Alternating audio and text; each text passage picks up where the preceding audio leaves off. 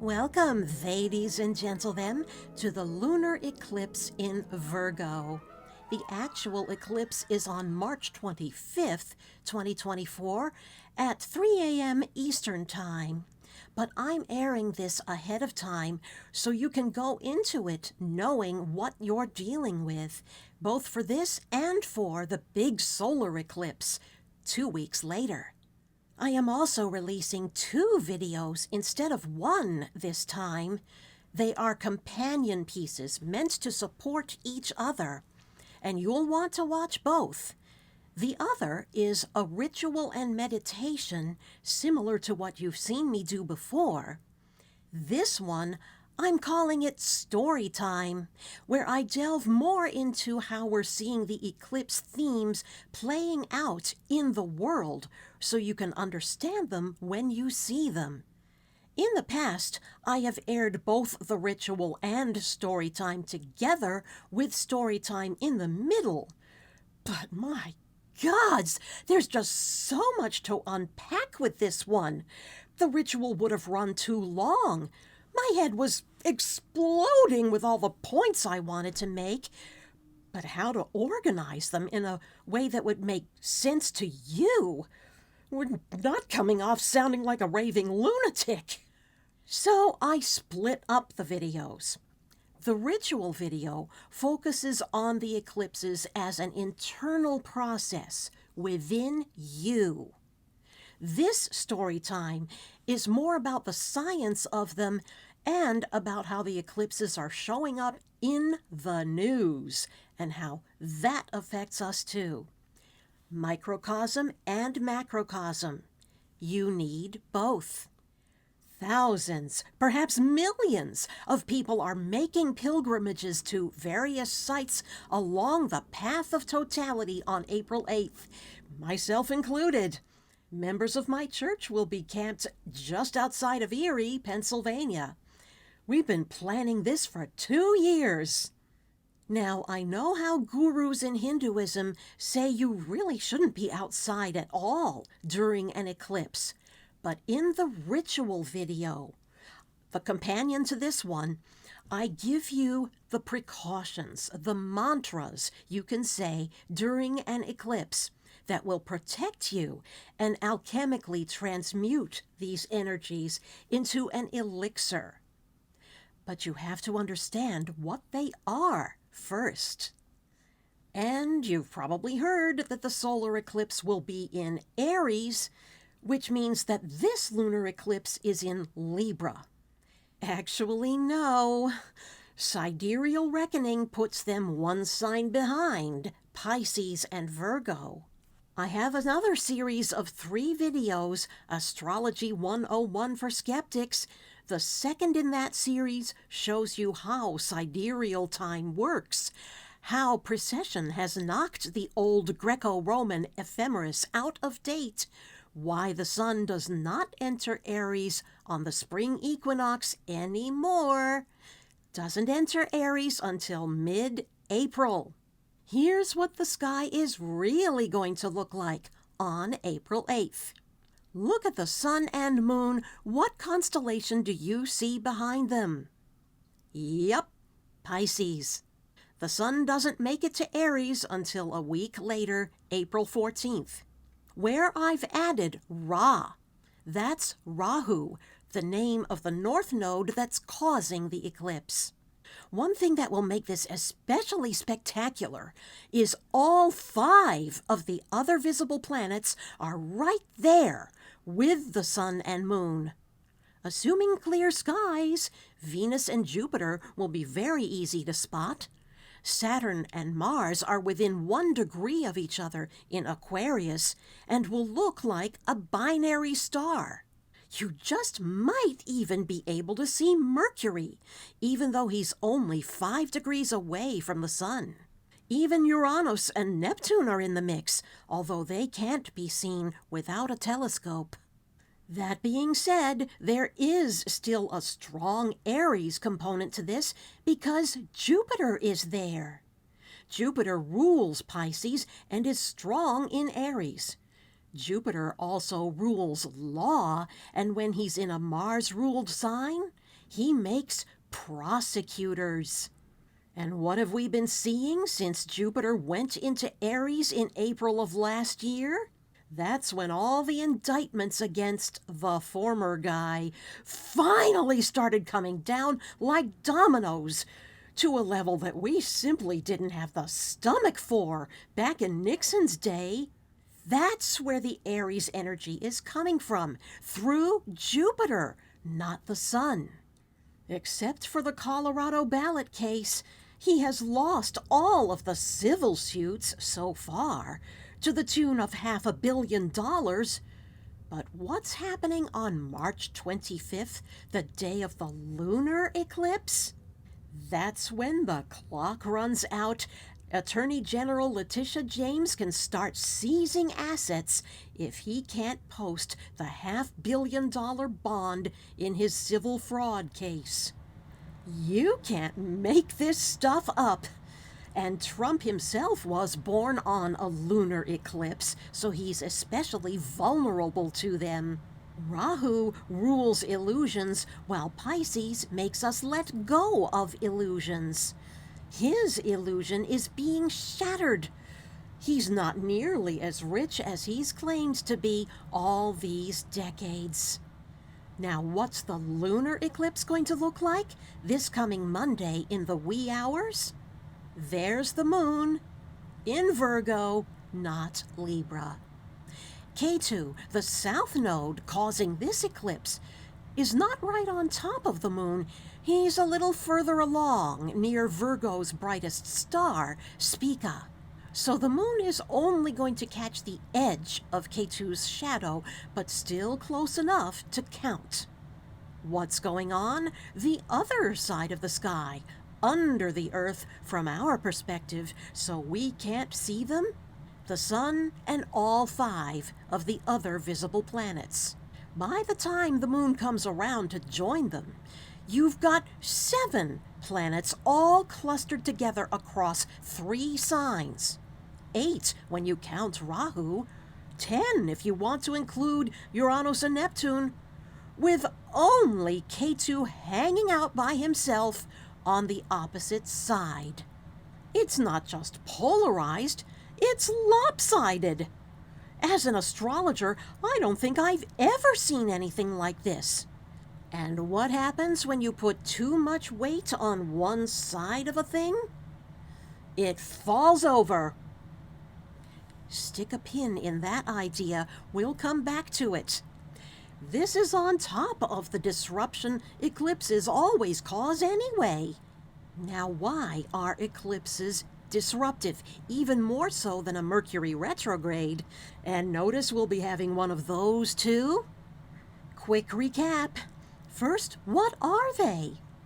Rahu and Ketu are not physical planets.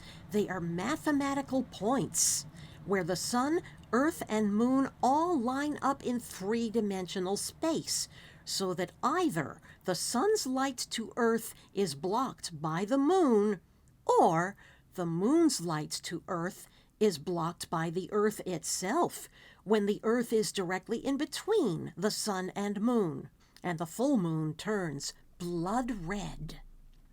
They are shadows. The only time you can see them is when there's an eclipse going on. But they're always hanging out on opposite sides of the sky somewhere. The astrologers of ancient India 5,000 years ago considered them to be grahas, meaning they grab us and attach us to our karmas when we incarnate as physical beings. And they worked out the math to determine where the shadow points are at any other time of the year. They also figured out that, unlike every other planet, the nodes travel backwards through the zodiac, taking 18 years to make one complete circuit. If the nodes can bring darkness to the Sun and Moon, they bring darkness to our lives as well. Therefore, they are considered to be malefic influences. And we've all got them somewhere in our own horoscopes. But because they are shadows, They operate in our lives at the level of the subconscious mind.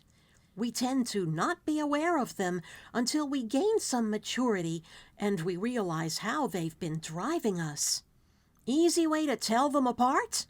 K2 is the one that gives you a disgust, a revulsion for something you've had too much of in your life. Rahu gives you an obsession for something else that you can't get enough of, usually something that represents the opposite of whatever the K2 thing is. K2 is the experience that you did not choose, that was thrust upon you. You may, in fact, be very masterful at handling that experience, but you're also very angry at the people who made you have that experience. The Rahu experience you do choose, because you haven't had it yet. Do you see how both of these things together would disrupt your emotional state and make it very hard for you to find peace of mind in your life? In either case, they show you where you don't want to listen to anybody's good advice. Rahu says, "I have to find out for myself," while K2 makes you say, "I've heard it all before." Now, since the K2 eclipse is coming first this time around, let's talk a little bit about why being in Virgo brings out the worst qualities of both K2 and Virgo. I know this dynamic well because my own mother had K2 here with Rahu in the opposite sign of Pisces, which happens to be the exact opposite of where I have them. Rahu in Virgo, K2 in Pisces. Of the two placements, mine is the more favorable. Hers made even more concentrated and hypercritical by being born on a K2 solar eclipse, which I didn't figure out until long after she was gone. Virgo also follows on from the previous sign, Leo. Leo is the sign of the king, of government, of people in high command. But every king needs an army of civil servants who handle the nitty-gritty details of actually running the government, implementing his grand designs, and Virgo is where you find those functionaries. Do you want to talk to the man in charge, or the women who know what's going on? Virgos are super good at handling the detail work and catching mistakes before they can do much damage. Virgo is also about the invisible labor behind the scenes that is therefore underappreciated, undervalued. Ideally, you want to be doing something that you love so much you don't mind that it's creating the most work for you. But how often does that really happen? Now, you put K2 in here, and what do you get? K2 is the planet of discontent. He seeks perfection, but perfection cannot be found in things of this world. Virgo is also a perfectionist, so when you put them together, that perfectionist crosses the line into being anal retentive. You can get into a lot of fights over who is going to do what chores. Extremely rigid notions about the correct way to live your life, especially for women, because Virgo is a female sign, as the speech from the Barbie movie illustrated. Expectations that would be impossible for anybody to live up to, and spewing criticisms and assumptions about other people, utter nonsense that has absolutely nothing to do with reality. K2 is the dragon without a head. He has no eyes. Something else you need to understand about Virgo: she is not the Virgin. In Sanskrit, her name is Kanya, the girl.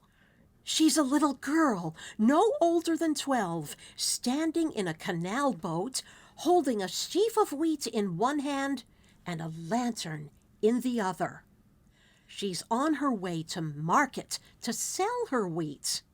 She has to be very on alert to make sure nobody takes advantage of her youth and naivete by paying her less than her wheat is worth. Where is the market? In the next sign of Libra. The scales of Libra are not the scales of justice. They're the scales of commerce for weighing gold. There's your Libra connection. For the folks who say this eclipse is in Libra, Virgo leads into Libra. This shows you the real truth behind the post-COVID complaint of, "Nobody wants to work anymore." yes, we do want a fair price for our wheat, but that's not what we've been getting. We're not willing to endure punishing working conditions that pay chicken feed. Fuck that! It shouldn't take a rocket scientist to figure that out. The last time we had a solar eclipse in Virgo, 5 months ago in October 2023, I talked about how two young women, Cassidy Hutchinson and Molly Michael, became key witnesses to the nefarious doings of the most powerful Leo figures in the land. How, in their innocence and naivete, they were shoehorned into abetting crimes until they woke up and realized what they were becoming. Today, I'd like to talk about some other women who, in differing ways, are showing us other Virgo-like attributes that by turns support or fight back against the leonine wannabe kings. This is another way you can tell that the sidereal calculations that push planetary placements backwards are the correct ones. Look at what's happening in the news. First, E. Jean Carroll and her lawyer, Roberta Kaplan, while not exactly young women, certainly exhibit the Virgo attention to detail every time Trump says anything defamatory about either of them. They're logging it. The scrutiny of Ketu in Virgo, they're playing it to the hilt. They'll keep filing suits until he and all his worshippers get the message that you can't be shitty to people and expect you'll never be punished. 2 juries have agreed with them, and a 3rd jury agreed with Ruby Freeman and Shay Moss in their anti-defamation case against Giuliani. On the other hand, we've also seen, and wish we could unsee, that freakishly bizarre performance of Senator Katie Britt, which introduced me to a concept I'd never heard before. Fundy baby voice. Trying to play-act the part of an innocent little girl Virgo and failing miserably. And those fake crocodile tears? Even Republicans were embarrassed. And that was before her sex trafficking lie got exposed. She and other female abettors of the wannabe dictator routinely use that K2 word, disgusting. Ruth Marcus of the Washington Post says, disgusting is a word designed to preempt, not convince. How perfectly that sums up K2's refusal to listen to logic. Witness also the determination to force little girls to carry pregnancies to term, a policy that should rightfully disgust anybody with half a brain.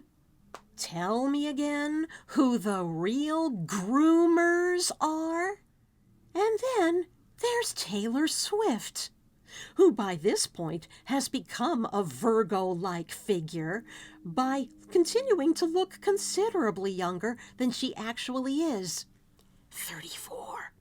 She has the angelic radiance of an idealized vision of femininity, while also being something that white male supremacists believe no woman should ever be. A very successful businesswoman, mistress of her own destiny, not a pawn of any record company bigwig. She's gotten a fair price for her wheat. Why, the very contradiction of that is blowing their puny little minds.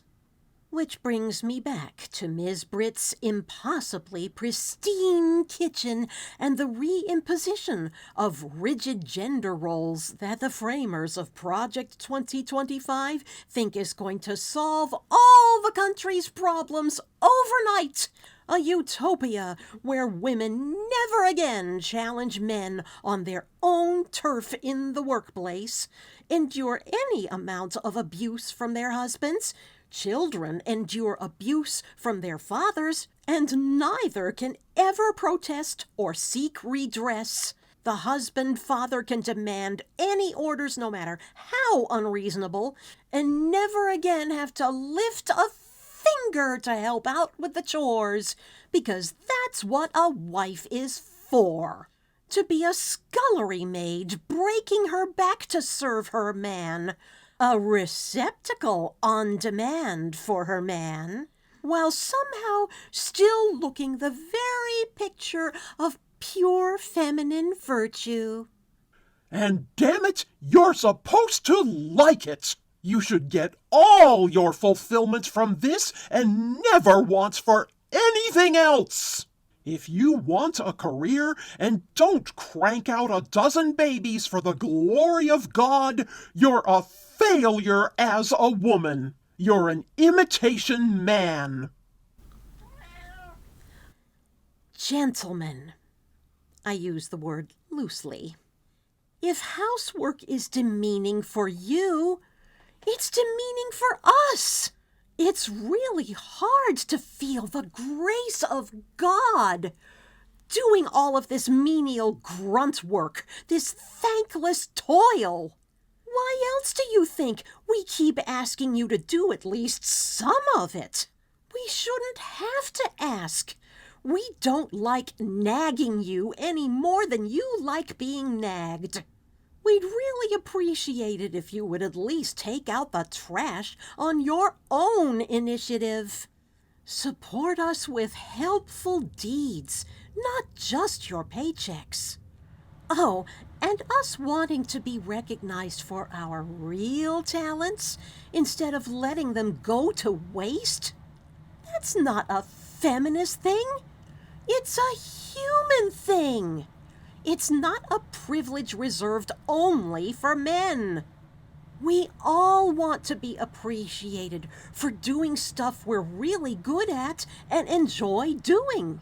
Being paid for it too is not against the will of God.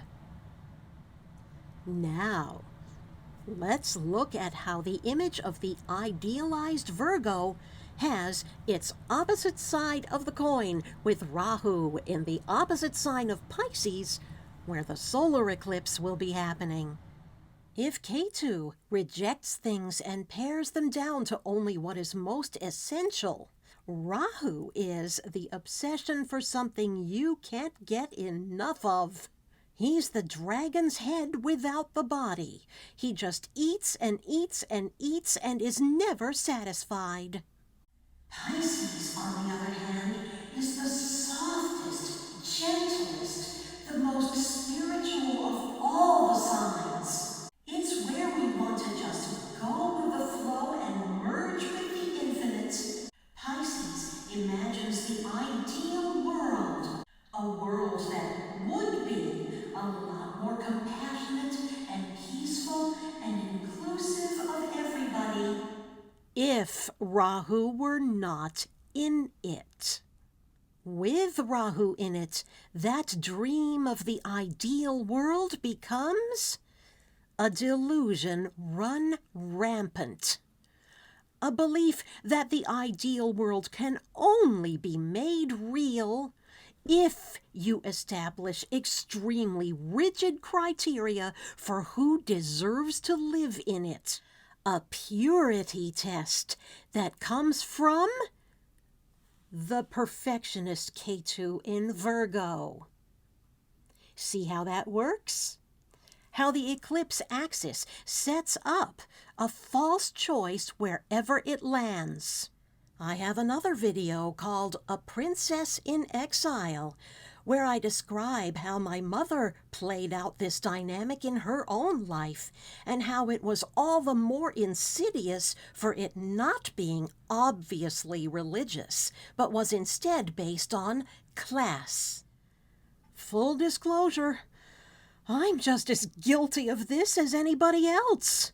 Where the right wing gleefully looks forward to a rematch of the Civil War while being totally clueless about how devastating that would be to them, I fantasize about partitioning the country like what was done in India in 1947. Isolate the theocrats in their own Gilead, so the rest of us liberals and so-called degenerates can live in peace. They want to genocide us liberals out of existence. I just want to exile them to their own country. But are the two solutions really so very different? The only thing that stops me from proposing partition for real is my own good practical sense, because implementing such a thing would be a logistical nightmare. Not least because Gilead would occupy the Midwest and Deep South, leaving the two coasts bifurcated. It would ultimately be as unworkable as the opposite scenario during the Cold War, when the freedom of West Berlin was smack in the middle of the restrictive East Germany. And since Rahu is never satisfied, what's to stop Gilead from still wanting to gobble up the liberal coasts even then? Rahu is desperate for power. That's why he wants to usurp the sun, the source of all power, or at least be in close enough proximity that some of the sun's radiance will rub off. By God, if I could just have that! Yeah, I'd have the power. Remember this groupie? Gawping as if she was witness to the second coming of Christ? Looks just like Rahu, doesn't she? Need a reminder of the context? Here you go. This is from a rally in Mobile, Alabama in August 2015, more than a year before the 2016 election. Credit where credit is due, the photographer was Mark Wallheiser. The Washington Post said he should have won a Pulitzer for it. 9 years ago, right at the start of his meteoric rise, the nodes were in exactly the opposite position from where they are now. Rahu was in Virgo, Ketu in Pisces. They are at home in those signs. It's where I have them in my own horoscope. At the time, Trump himself was in an 18-year planetary period ruled by Rahu, during which he built up his con of being a wildly successful businessman on The Apprentice. Then Rahu exploded him into a political juggernaut, devouring everything in his path. The night he was elected, when Rahu had moved backwards to Leo, Trump's own ascendant, was the highest he would ever rise. 1 week after the election, bam! His Rahu period was over, and he went into his Jupiter period. I'm not going to go into a full analysis of his chart here, but suffice it to say, Jupiter brought him the prestige and even more wealth, but not the ability to grow into the role of president. the responsibility and sense of morals that you need for that, he never had it in the first place. Instead of becoming this great benign benefactor, Jupiter exacerbated his paranoia and revenge, seeing enemies on all sides. Nixon was badly paranoid too, but he had nothing on this guy. Not only was Trump born on a K2 lunar eclipse, it was a debilitated moon in Scorpio, which shows his extremely thin skin, zero emotional resilience, and motivation to get revenge on anybody who breathes the slightest word against him. When he was finally voted out by a significant majority of the population, the sigh of relief we all heaved was short-lived. You know what happened next. He hypnotized a rabid goon squad who had long ago conflated their sense of grievance with his to go to war on his behalf. Scotland's Bonnie Prince Charlie had a better claim to the seat of power than Trump does. But if only he could get back into political power, they too would get back the social power they believed was stolen from them by a laundry list of non-whites, non-straights, non-males, non-Christians. Stop the Steal was not just about a stolen election.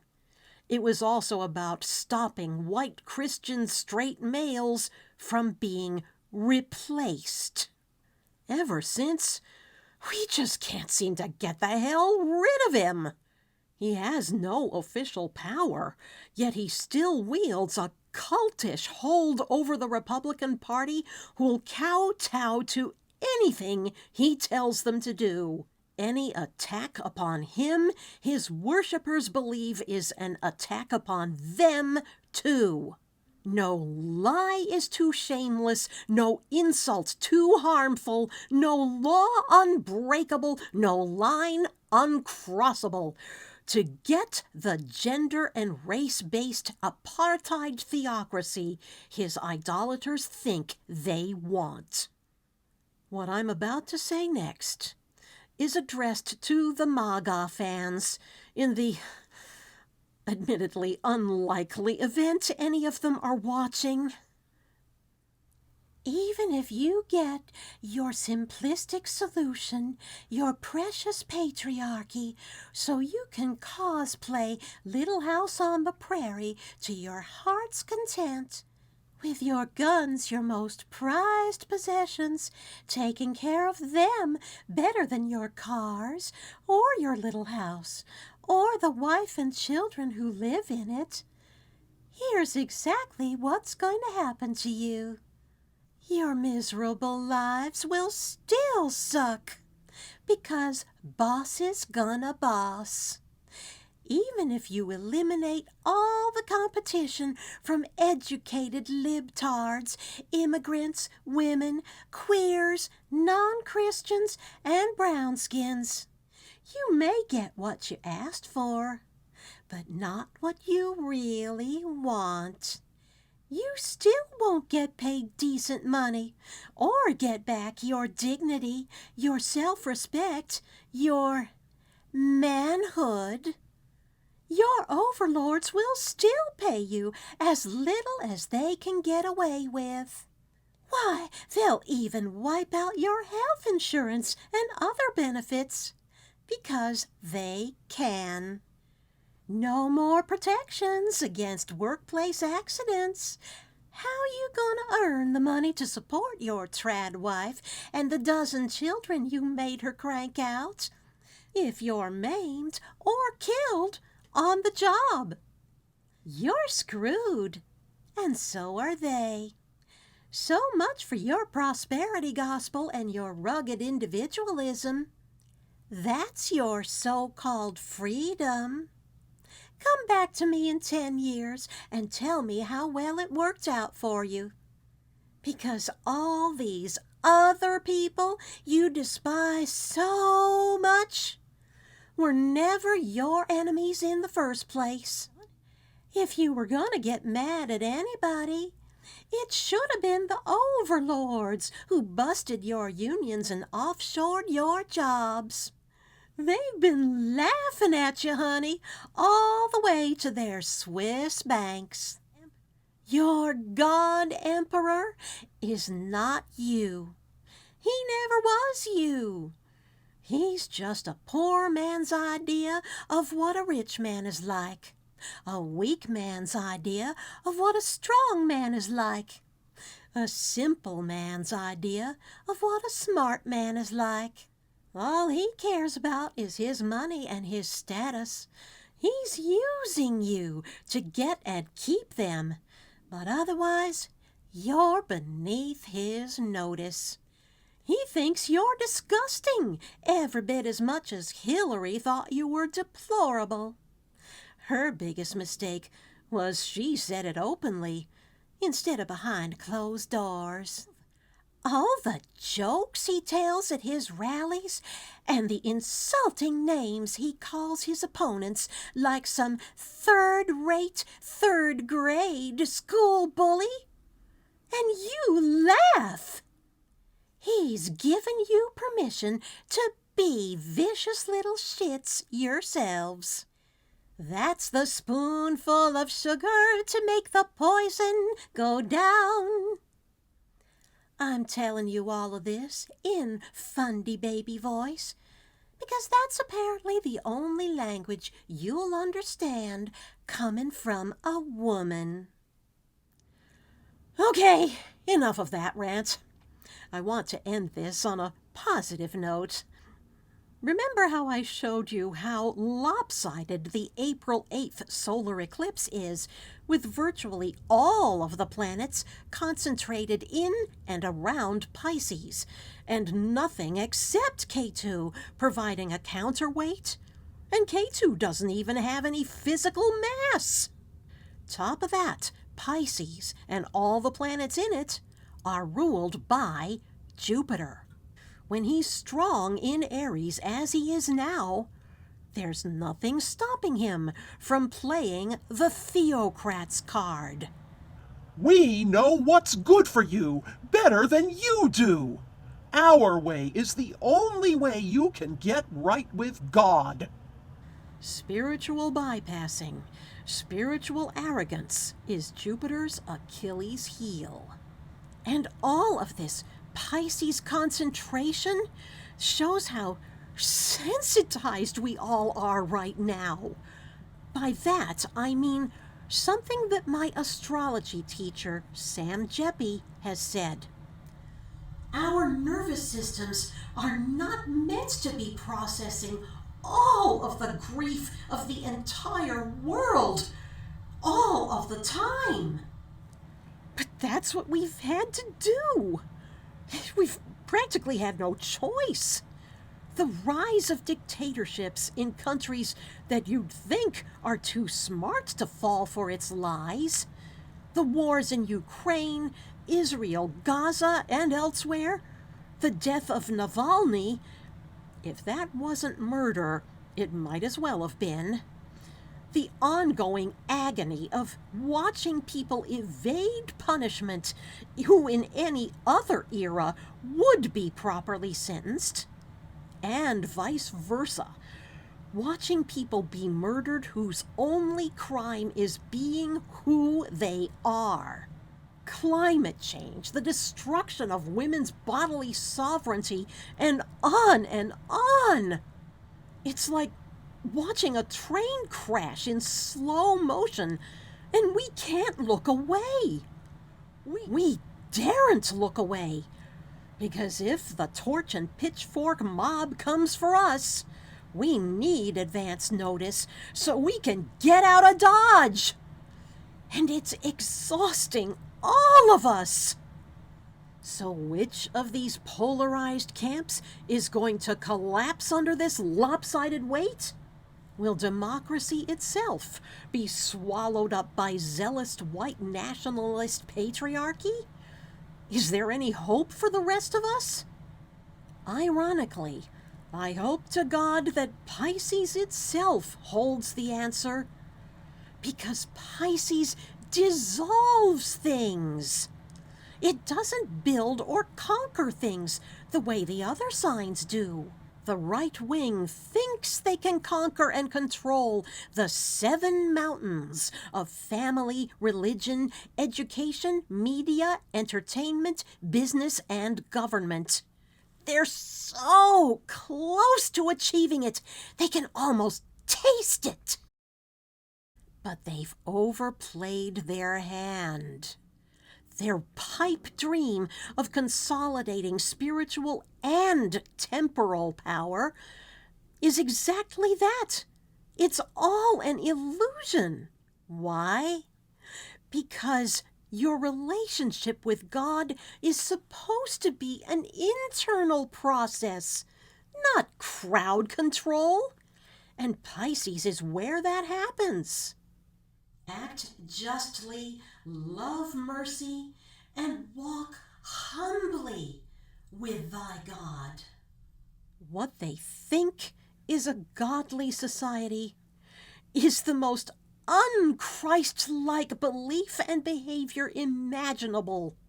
Right when they've almost got it within their grasp, it all slips through their fingers, like the water that is Pisces' element. This solar eclipse and the lunar eclipse that precedes it represents the culmination of everything that's been bubbling up for years. But remember, the sun always escapes the maw of Rahu in the end. So keep on meditating, keep on mantraing, keep on cultivating peace in your own heart.